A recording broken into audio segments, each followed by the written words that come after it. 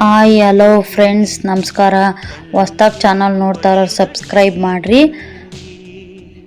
ಆಶಾ Gowda YouTube Kannada ಬ್ಲಾಗರ್ಗೆ ಸ್ವಾಗತ. ಇವತ್ತಿನ recipe tomato ಗೊಜ್ಜು. ದೋಸೆ, ಇಡ್ಲಿ, ಚಪಾತಿ, ಪೂರಿ ಅನ್ನದ ಜೊತೆ ಸೂಪರಾಗಿರ್ತೈತೆ. ಒಂದು ಸಲ ಟ್ರೈ ಮಾಡಿರಿ. ಯಾವ ಥರ ಇರ್ತೈತಿ ಅಂತ ಕಮೆಂಟ್ಸ್ ಮಾಡಿರಿ. ನೋಡಿರಿ, ಒಂದು ಬಾಣಲಿ ಇಟ್ಕೊಂಡಿದ್ದೀನಿ. ಬಾಣಲಿಗೆ ಎಣ್ಣೆ, ಸಾಸಿವೆ ಹಾಕಿದ್ದೀನಿ.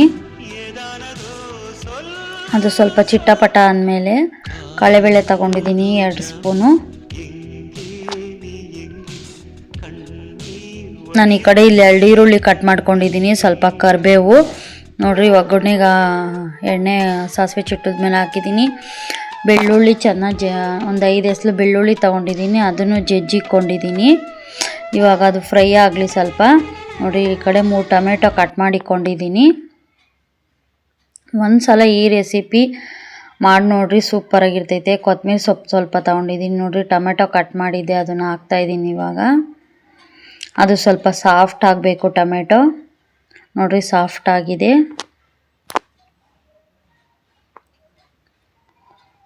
ನೋಡಿ, ಸ್ವಲ್ಪ ಸಾಫ್ಟ್ ಆಗಲಿ ಎಣ್ಣೆಗೆ. ನೋಡಿರಿ, ಈ ಸೈಡು ಕೊತ್ತಂಬರಿ ಸೊಪ್ಪು ಕಟ್ ಮಾಡ್ಕೊಂಡಿದ್ದೆ. ಸೂಪರಾಗಿರ್ತೈತೆ. ದೋಸೆ, ಚಪಾತಿ, ಪೂರಿ ಅನ್ನಕ್ಕಂತೂ ಸೂಪರಾಗಿರ್ತೈತೆ. ಇವಾಗ ನಾವು ಮನೇಲಿ ಬೇರೆ ಬೇರೆ ಥರ ಅಡುಗೆ ಎಲ್ಲ ಮಾಡಿರ್ತೀವಿ, ಬಾಯಿ ಒಂಥರ ಕೆಟ್ಟೋಗಿರ್ತೈತಿ. ಈ ರೆಸಿಪಿ ಒಂದು ಸಲ ಮಾಡಿ ನೋಡಿರಿ.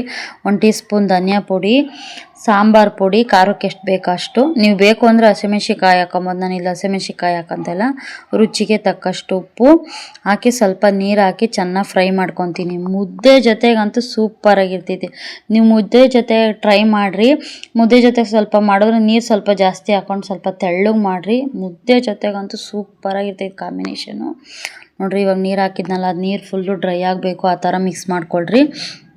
ನಾನಿಲ್ಲಿ ಅನ್ನದ ಜೊತೆ ಸರ್ವ್ ಮಾಡ್ತೀನಿ. ನೋಡಿರಿ, ಇದು ಚೆನ್ನಾಗಿ ಮಿಕ್ಸ್ ಆಗಿದೆ. ನೋಡಿರಿ, ಯಾವ ಥರ ಈ ಥರ ಎಲ್ಲ ಎಣ್ಣೆ ಬಿಡಬೇಕು, ಆವಾಗ ಆಗಿದೆ ಅಂತ ಅರ್ಥ.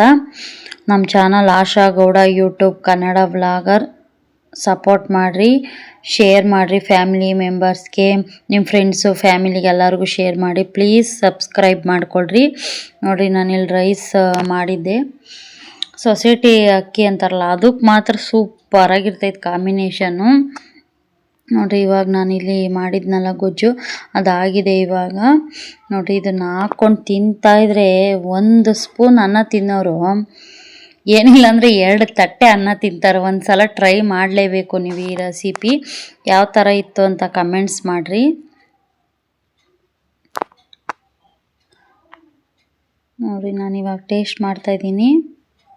ಸೂಪರಾಗೈತೆ. ನೀವೊಂದು ಸಲ ಟ್ರೈ ಮಾಡಿರಿ. ಬಿಸಿ ಅನ್ನದ ಜೊತೆ ಅಂತೂ 1 ಸ್ಪೂನ್ ತುಪ್ಪ ಹಾಕ್ಕೊಂಡು ತಿಂತಾಯಿದ್ರೆ ಆಹಾ, ಎಷ್ಟು ಟೇಸ್ಟಿಯಾಗಿರ್ತೈತೆ ಅಂದರೆ ಅಷ್ಟು ಸೂಪರಾಗಿರ್ತೈತೆ. ನೀವೊಂದು ಸಲ ಮಾಡಿ ಯಾವ ಥರ ಇತ್ತು ಅಂತ ಕಮೆಂಟ್ಸ್ ಮಾಡಿರಿ. ನಮ್ಮ ಚಾನಲ್ನ ಸಬ್ಸ್ಕ್ರೈಬ್ ಮಾಡಿರಿ. Thank you.